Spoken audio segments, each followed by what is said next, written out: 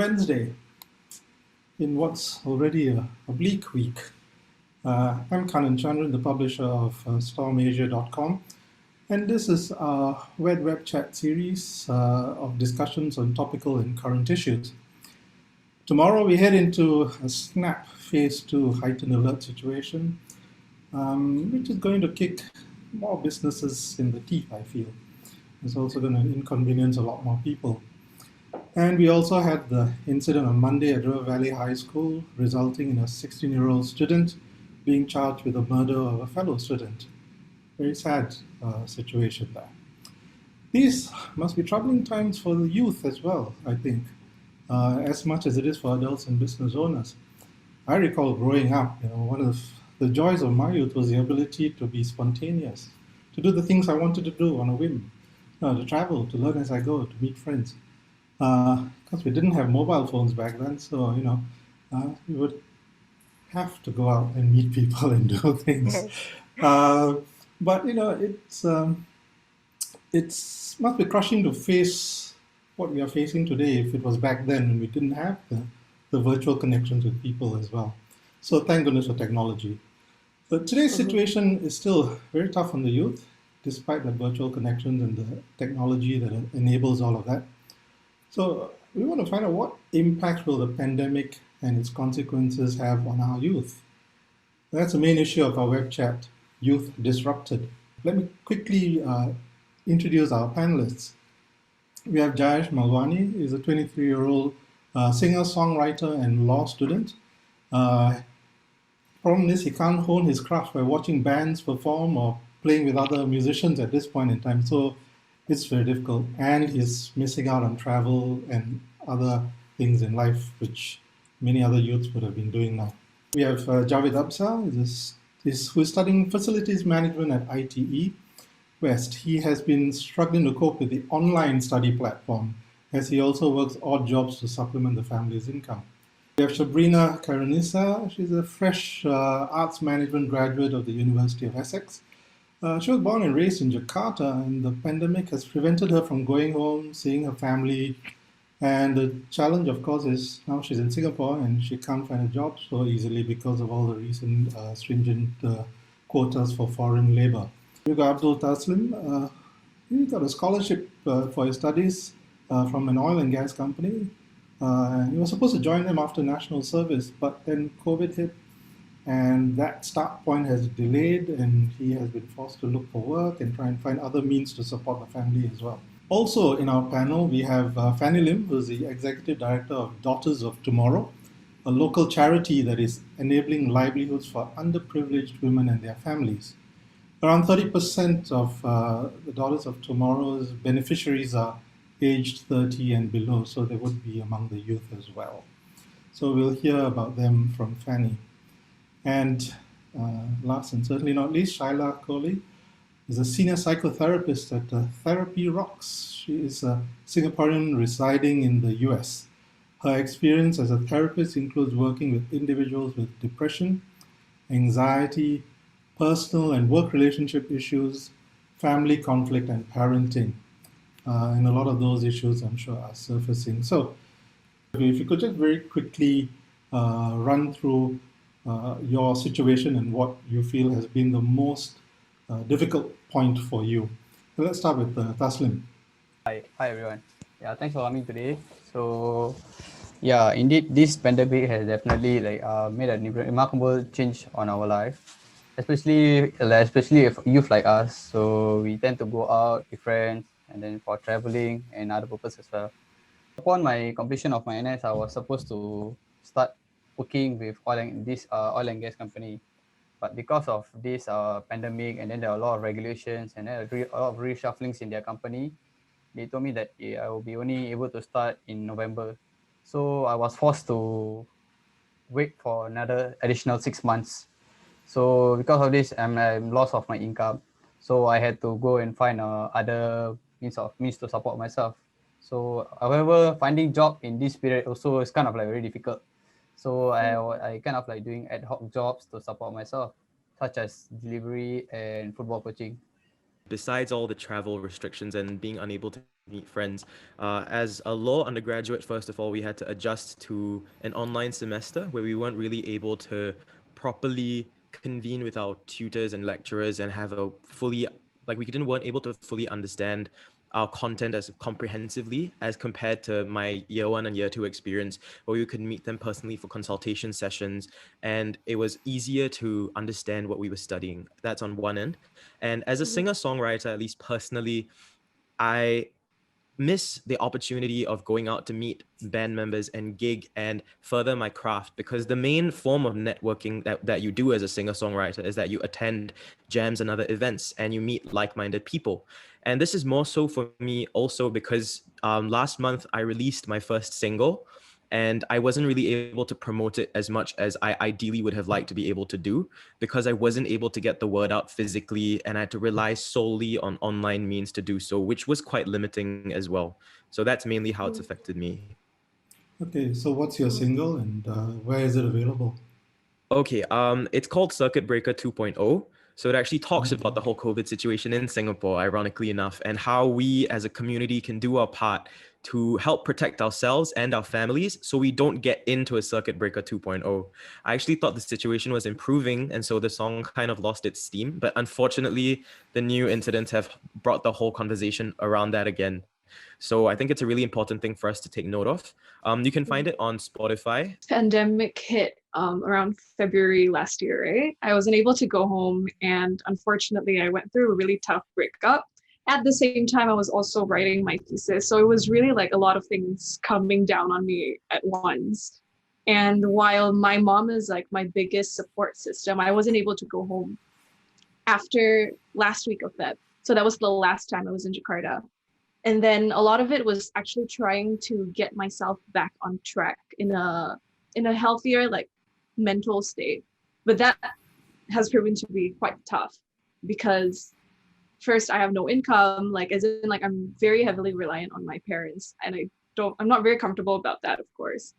And with all the new the new policies coming in for like foreign workers in Singapore, and I think that has gotten very tough on all of us, not only me but my friends who graduated last year as well. Yeah, Okay. that's about it. And I think your industry is also quite hardly hit because you are the arts Yeah, management, right? definitely. So Yeah, all the facilities are closed. I mean, some may be open, but very limited numbers. So yeah, it it's was just like more difficult. earlier this year that we started to have shows again. Even last year we were very, very spaced out in the theater, and it's quite ridiculous. It's weird to sit in a theater where you're not sitting next to a stranger or like somebody else, but I guess it's COVID. We really do Yeah. crave our physical connections, don't we? Yeah, really. So it's my first time experiencing online classes, going virtual online classes. So I a bit struggled for 2 months and cope my studies.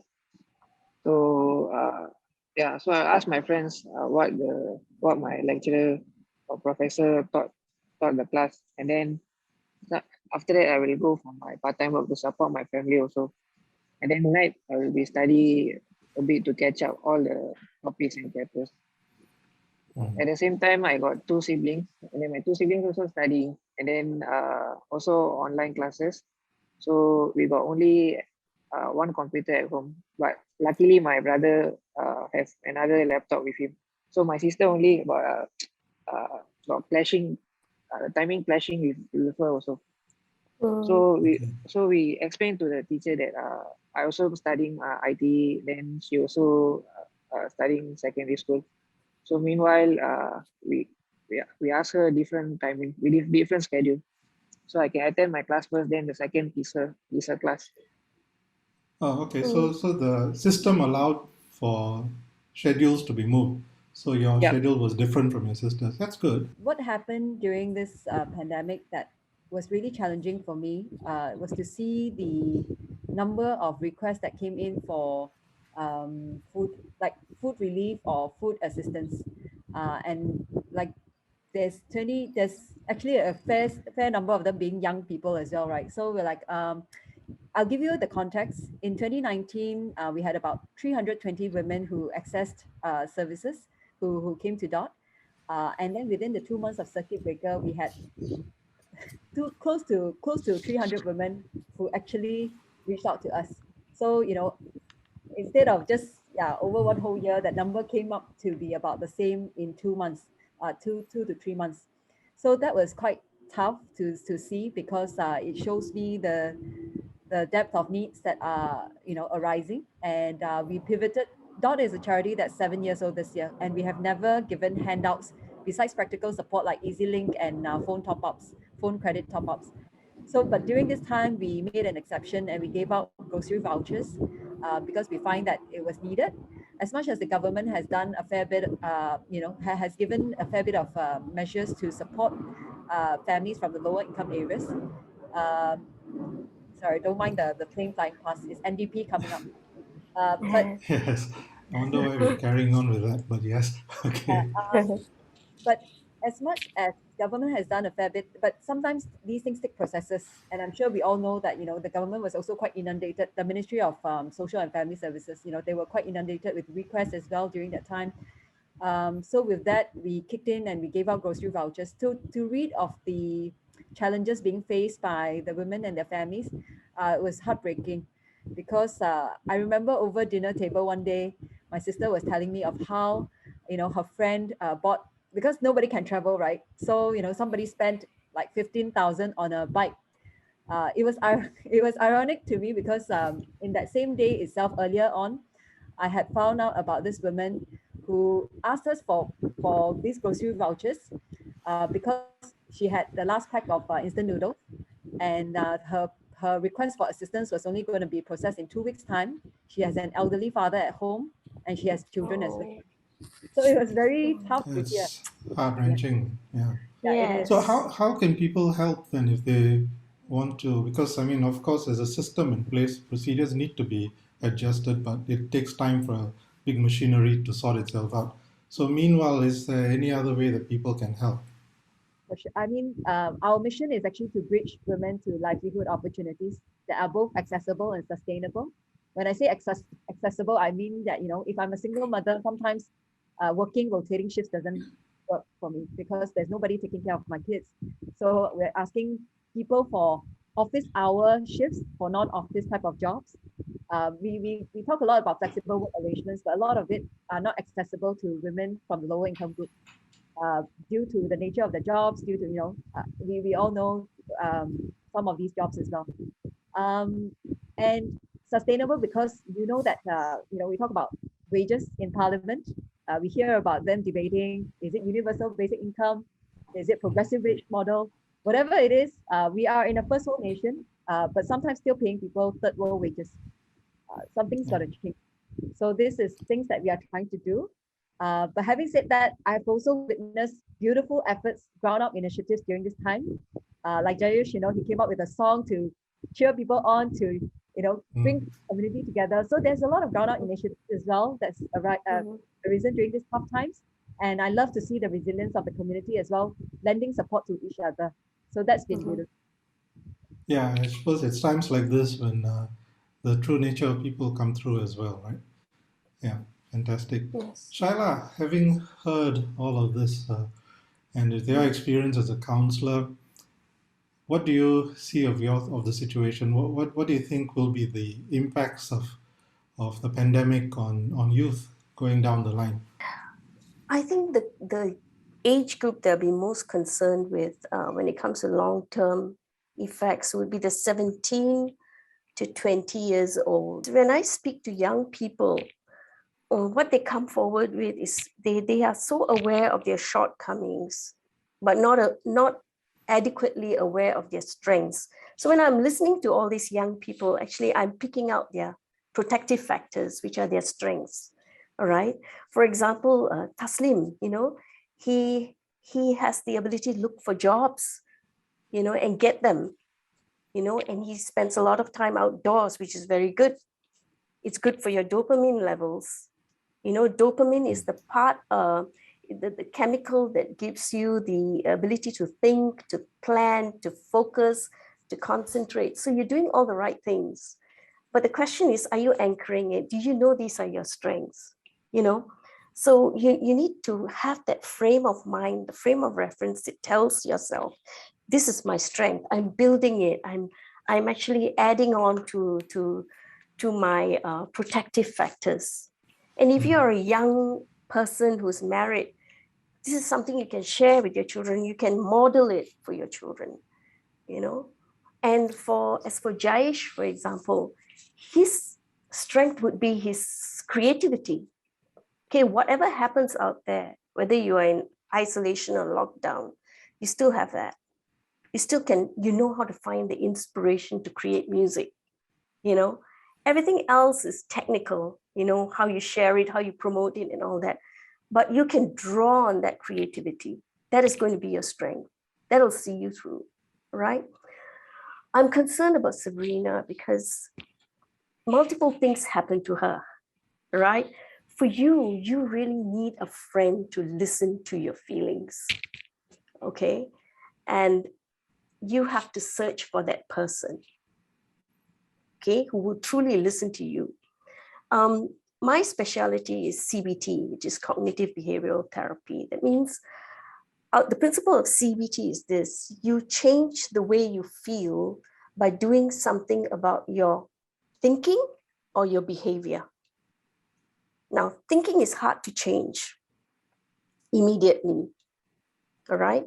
But you can have behavioral interventions like practicing good stress management things like mindfulness, being present. When you are present, you are actually practicing good mental hygiene because, you know, your senses are alive, you're using all your senses and all that.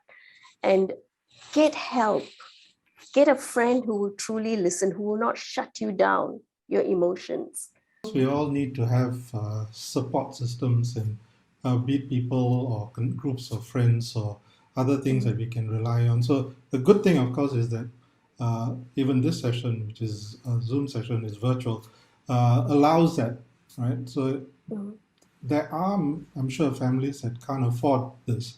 Will have problems just making ends meet. Like Fanny, you would have a fair few like that. I mean, have you raised this to the people within your organization or to the larger community to see what can be done to assist, you know, to enable some of these things so that we are really a bit more first world in how we behave? Being a charity, we provide services, right? And I said that we will get women to be hopefully working on the mindset and the skill set. I'm sure Shada can tell us how important the mindset is actually. Sometimes it could be even more important than skill sets actually. So I could have all the skills in the world, but if I think of something, if I think I'm not good and, you know, I'm bad at this, so it's seriously not going to work. So we focus on these two areas when we bring women, when women are being referred to us by social workers. But on the other side of it, we understand some of it are systemic issues. So to your question of whether have we done anything raise these issues up, I suppose the answer has to be yes, because we recognize that it takes more than just an agency like us or even the, I don't know, 2,000 over charities in Singapore to uplift solve all these social issues, because some of it is it requires a bigger intervention. So it really requires partnership from people, public and private sectors as well. As we all know, with policy, it is a long journey. So we do what we can on the ground while we also continue to gain traction with different levels, stakeholders here. I sometimes wonder why policies take so long. I mean, they were very quick to institute phase 2A overnight almost, but they can't do certain other things to benefit the people. I don't know. Maybe there needs to be a greater push in certain directions, a bit more emphasis perhaps. Perhaps this pandemic is quite important in that it's taken place and it's forced a lot of us to think deeper about our predicament, our situation, what works and what doesn't work. For you guys, for the youth in the panel, I mean, what would you like to see done differently? What do you think could have helped you write this better? Okay, like what I said, I wanted to become a coach. So maybe I would have I would continue to gain this kind of going for online sessions to know, maybe get a certification, so I would have gotten to become a coach. Yeah. Okay, so maybe more avenues to improve yourself while you are forced to stay at home, right? Yes. The governments also have some sort of difficulty in trying to maintain that balance. I remember on Monday, it was said that they wouldn't restrict or go back to a phase 2 heightened alert situation, but I think the situation sort of demanded more stringency, which is why they were forced to sort of adjust as the situation evolved. But maybe just one avenue for improvement would be for more transparency in the actual process of coming to their decisions, because I think right now all we're receiving is the sound bites of the end of the reports. We're shifting to phase 2 heightened alert, and it is what it is. You know, there was no sort of process as to why it is the decisions are being made in a certain way. And so, like Taslim said, it does cause us to be unable to plan and understand how to, you know, go forward in the future. So maybe if we were part of that process, then that inclusion would sort of assist us along. We shouldn't have shifted to HBL because ITE is a crucial year because we only got 2 years to study. So they can make it as a face-to-face lesson. Then they can use as a different timing to report to classes. So You mean like means stagger the classes? Yeah, so stagger the class staggering, so timing. you do get FaceTime with your lecturers, Yeah, is it? correct. Lecturers. So should be more understanding for the chapters when I study. Because I'm on a bond by MOE, and actually, like, technically the government is keeping me here, and me not being able to find a job, and I can't access a lot of the career portals that are available to Singaporean citizens and permanent residents. So, like, I think there should be maybe an initiative for international students who are seeking employment in Singapore. And as I am bonded to the government, I think there should be more done on that end, because I know that I'm not alone. I'm not the only one on a tuition grant bond and having a lot of difficulties finding finding employment. And I've gone out beyond the arts, and like I've gone like to different industries as well. And the issue is not really the fact that they don't want to employ me, but it's more of the fact that the government has made it so tough to hire a lot of foreigners. So is there a way maybe to make it easier on us, or if not, can they help us find employment? That kind of thing. I just want to go to the to Monday's situation and River Valley High School. Could this have been a pressure cooker situation arising from the pandemic, being locked in, being prevented from doing your usual things? What do you think, Shaila, having been a school counselor? I think we don't have enough information. Yeah, really that's true too, yes. I can tell you from experience that in every school, there are loners and people who seem disconnected, who has shut down, emotionally numb children, and they usually have very few friends, if any. And I feel very strongly that these kids are screaming for help and they need special attention. You know, we also don't know if this child has any other conditions, you know. Yeah.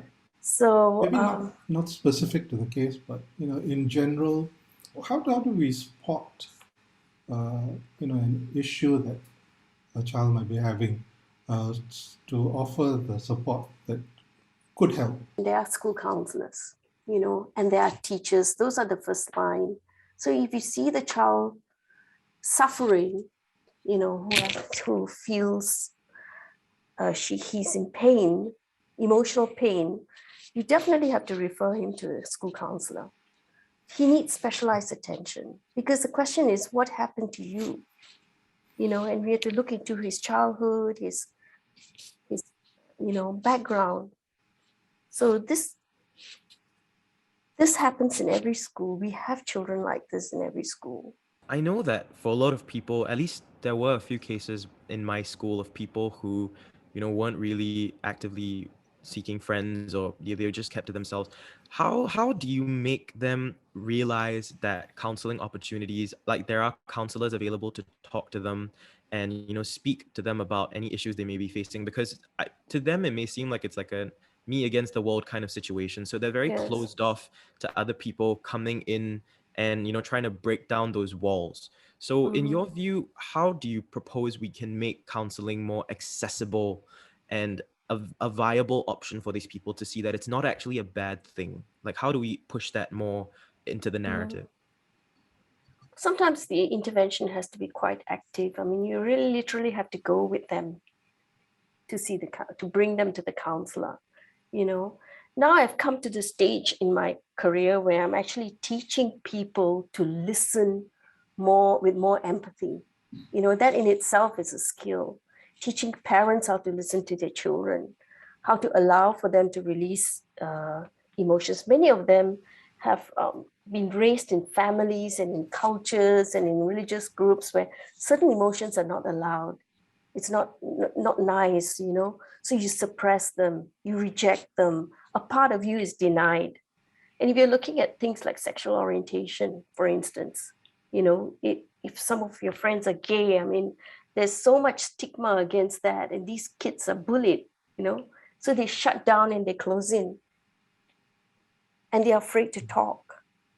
They have nowhere to go, right? So we need to be the ones to extend help, because they're not going to come forward. They're frightened.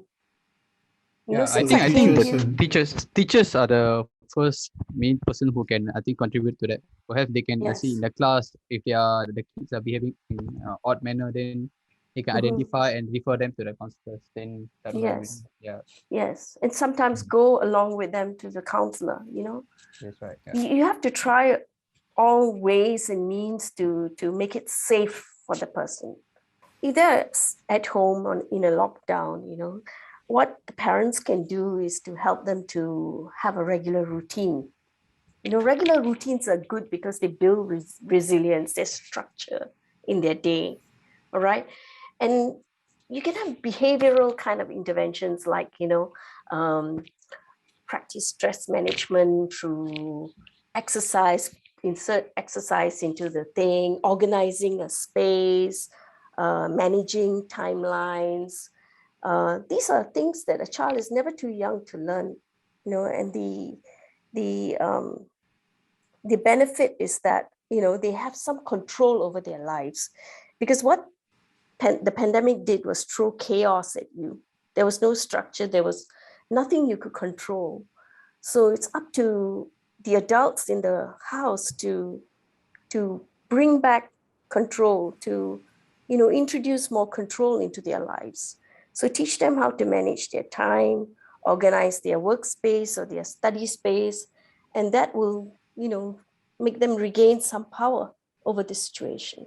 I think also when it comes, at least personally to me, with regard to the issue of mental health, what helped me when I was in that school age setting where I was in classes from 8 to 4 and there was like all that pressure to succeed in that setting, at least for me, a good outlet to express my emotions, to cope, quote unquote, and just sort of keep myself mentally stable was the arts, which really helped. So I think exposure to those things, at least for me personally, was very, very liberating, and it helped keep me calm and able to handle the academic stresses that a Singapore education entails. So I think that's also a very important thing that students can avail of if they feel like. Exactly.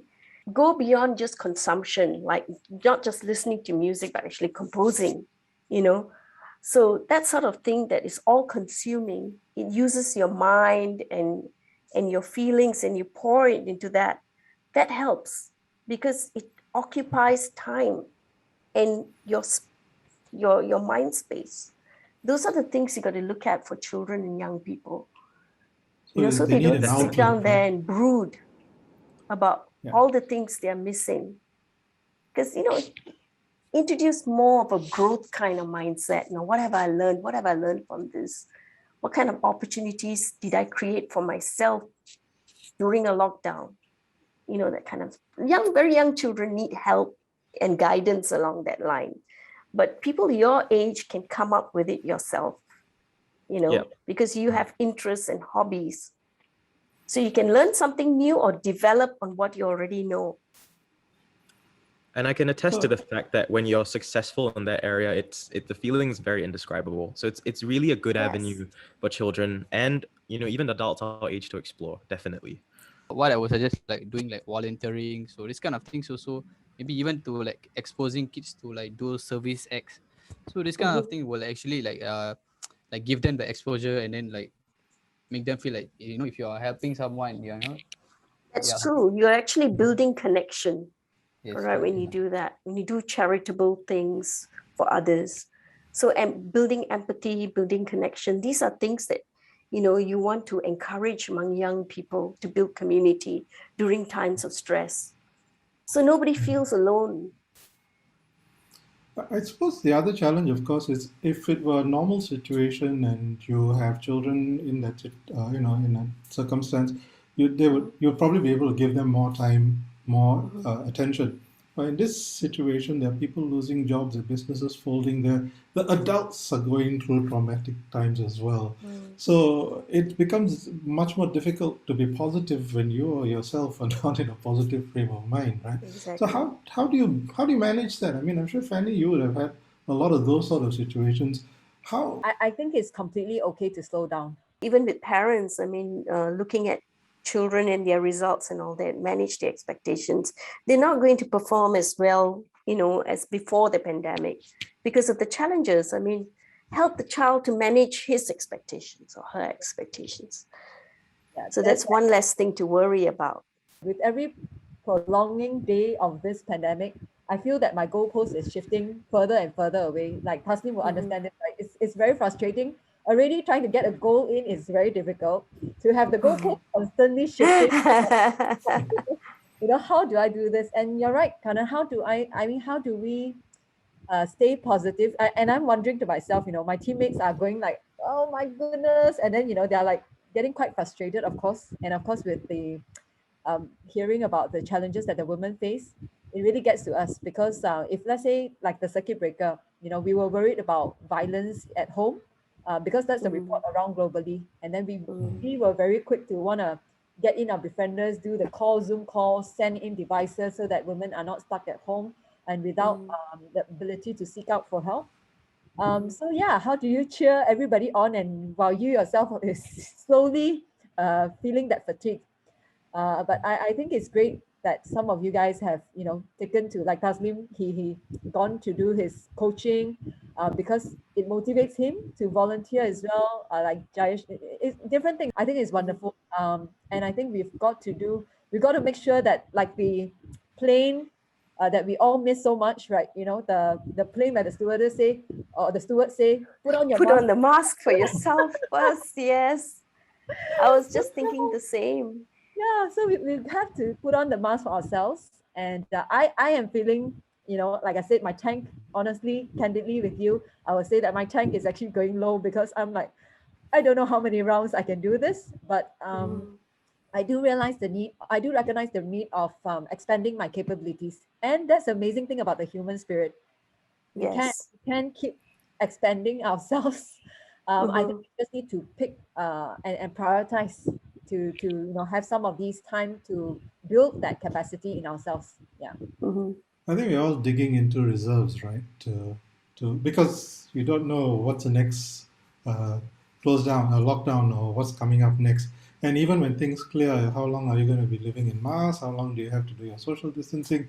That's an indefinite time frame. So I think a lot of that may become part of normal practice, so much so that we will get maybe too used to it.